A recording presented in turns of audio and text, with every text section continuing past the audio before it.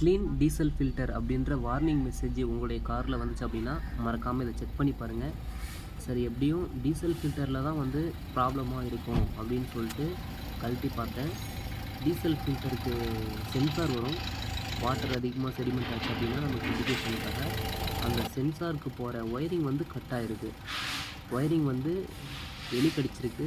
எலி கடிச்சனால தான் இது போல் நம்மளுக்கு வந்து மெசேஜ் வந்திருக்கு. வாட்டர் அதிகமாக சேர்ந்தாலும் சரி, இல்லை இது போல் ஒயர் கட் ஆனாலுமே நமக்கு இது போல் மெசேஜ் தான் வரும். இதை நம்ம ஒயர் ஜாயின் பண்ணி கொடுக்கலாம்.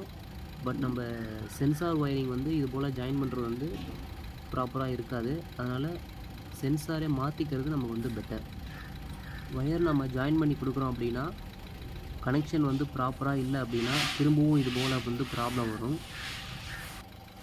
அதனால் சென்சார் புதுசாக மாற்றிக்கிறது வந்து பெட்ரு. புது சென்சார் மாற்றினாலுமே இதோட இன்சுலேஷன் கொஞ்சம் ஹெவியாக கொடுத்தோம் அப்படின்னா நல்லாயிருக்கும்.